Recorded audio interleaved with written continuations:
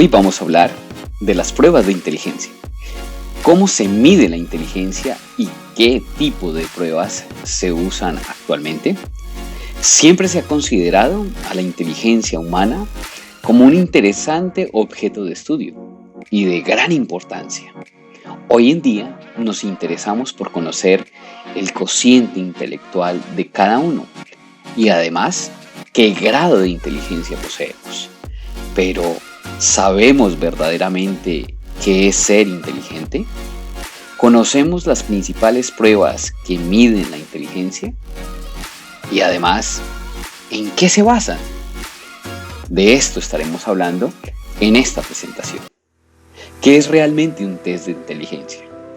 Los test de inteligencia son pruebas que miden habilidades, conocimientos, aptitudes y funciones. Su principal característica, o por lo que mayormente se conocen, es por medir el cociente intelectual. Se basan en las capacidades de asimilación, comprensión y elaboración de la información de una forma adecuada. Normalmente las áreas que se evalúan en los test son la comprensión verbal, el razonamiento perceptivo, la memoria de trabajo y la velocidad de procesamiento. ¿Qué velocidad tienes tú, por ejemplo? Bueno, vamos a ver en qué escalas se mide la inteligencia. De las más famosas vamos a tomar dos ejemplos en esta tarde. Por ejemplo, Stanford Binet, en su escala de inteligencia, él crea esta primera prueba de inteligencia para evaluar a los niños a partir de puntuaciones promedio de los niños. Binet desarrolló el concepto de la edad mental.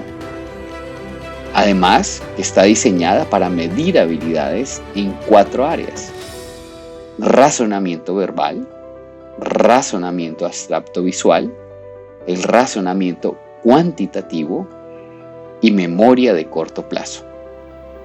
Cabe destacar que Alfred Binet nació en Niza en 1857 y fallece en 1910 en octubre en París. Fue un gran pedagogo, grafólogo y psicólogo francés. Seguiremos describiendo otra escala, la escala de inteligencia de Wechsler, o más conocida por Weiss y Whisky. David Wechsler, quien nació en Rumanía en 1896, fue un psicólogo romano-estadounidense. La prueba especialmente para mayores, él hizo su estudio y su enfoque en ello, y esta prueba mide habilidades verbales y de desempeño. También más adelante desarrollaría una escala de inteligencia para niños, y esta iba dirigida a los niños en edad escolar, que mide por separado habilidades verbales y de desempeño, aunque también arroja una prueba de coeficiente intelectual de manera global. También, para hablar de pruebas, tenemos que destacar las pruebas de grupo. Estas pruebas son pruebas de capacidades mentales que en un solo examinador puede aplicar a un grupo de personas de manera simultánea. Comúnmente se aplican a estudiantes. Se realizan mediante un folleto con una serie de preguntas, las cuales se deben contestar en un tiempo determinado. No solamente miden la inteligencia, sino también las aptitudes y capacidades. El examinador lleva al grupo a una sala aislada y le da el cuestionario de preguntas con lapso específico para resolver. En ese tiempo, el entrevistador observa y luego el entrevistador evalúa las respuestas siguiendo las instrucciones específicas para ello. Este tipo de pruebas ofrecen varias ventajas. Una de las grandes ventajas es que se ahorra tiempo, se ahorra dinero, se minimizan al máximo los rasgos de influencia del entrevistador y además se da una respuesta más rápida y objetiva.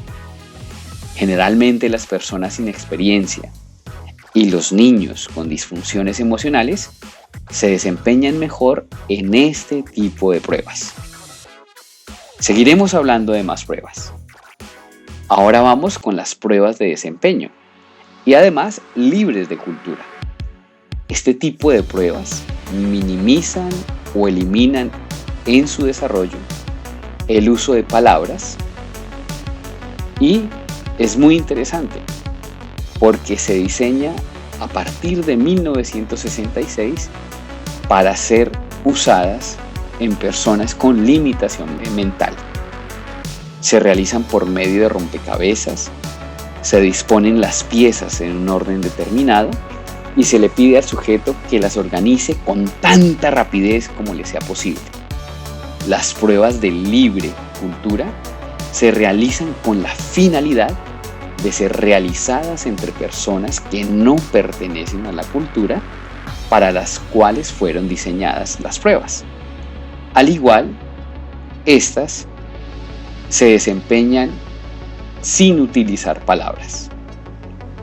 Pertenecen a este grupo de pruebas la prueba Cattell, la prueba de matices progresiva y la de dibujo de Gounod.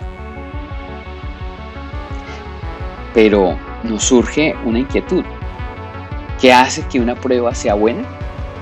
Para que una prueba sea buena o válida, se debe contar con una información precisa, evidentemente, con el fin de que todos los resultados que se puedan obtener sean fáciles de entender y que además no se preste para malinterpretaciones. Dado lo anterior, vamos a tener en cuenta varios aspectos importantes para determinar la validez. Una de las cosas importantes es la confiabilidad. ¿Cómo se determina la confiabilidad? Esa confiabilidad se determina por la capacidad de producir calificaciones resistentes y permanentes. Es decir, que sean calificaciones que sean comprobables y que se mantengan en el tiempo. Así como la seguridad que den dichas pruebas, podemos encontrar que se divide en dos criterios. El primero, el coeficiente de correlaciones, corresponde a las medidas estadísticas de grado de asociación entre dos variables. Suena un poco complejo. Si quieres, puedes repetirlo. Estas correlaciones corresponden a las medidas estadísticas de grado de asociación entre dos variables. Como segundo también tenemos la confiabilidad de divisiones de mitades, que es el método para determinar si es confiable, dividiéndola asimismo en dos sesiones y verificando la concordancia de las puntuaciones de ambas partes, para así lograr una media. Algo que también nos permite confirmar esta validez, y que sería un criterio a tener en cuenta, es que la prueba debe medir o tiene la capacidad de medir lo que se propone. Y para ello encontramos dos criterios más. El primero es la validez de contenido, haciendo referencia a lo que debe tener la muestra adecuada de las preguntas, es decir, lo que debe preguntar, y que éstas a su vez midan las habilidades o conocimientos para poder calcular. Por último, tenemos la validez relacionada con el criterio que se calcula mediante la comparación de la puntuación del test y las medidas independientes de lo que se pretendía medir. Es importante poder repasar estos conceptos. Ya por último, queremos tomar las críticas a las pruebas de inteligencia, porque como todo, hay a favor y hay en contra. Las críticas frente a las pruebas de inteligencia se han direccionado principalmente a las habilidades en que se resuelven las pruebas y también a su contenido. Ginsberg y Sattel en 1992, consideraban que este tipo de pruebas evaluaban la parcialidad de algunas habilidades. Por ejemplo, como el seguir instrucciones, el sentido común y aptitudes escolares. Bloom, que es otro gran científico estudioso de las pruebas de inteligencia, en el año de 1970, él argumentaba que las pruebas de inteligencia medían la rapidez con la que se resuelven los problemas sin cometer errores, pero no se consideraba el cómo se abordaban los problemas importantes cometiendo muchos errores y sin factor de tiempo. Otra de las críticas relevantes está direccionada hacia la cultura y la clase socioeconómica a la que se aplicaba.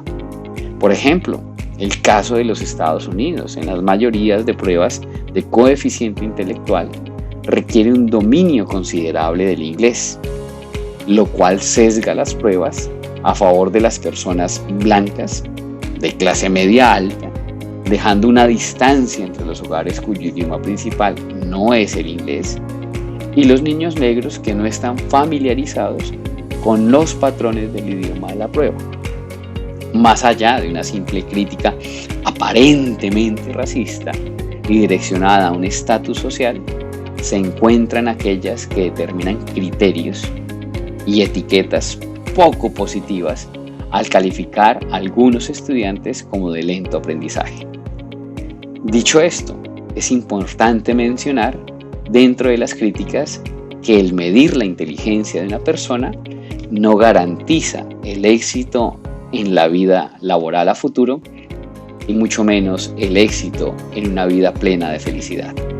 Finalmente, son pruebas de inteligencia que debemos conocer, pero cada uno tiene el éxito en medio de su vida y ese éxito lo logramos aprendiendo mucho. Muchas gracias. Un saludo para todos.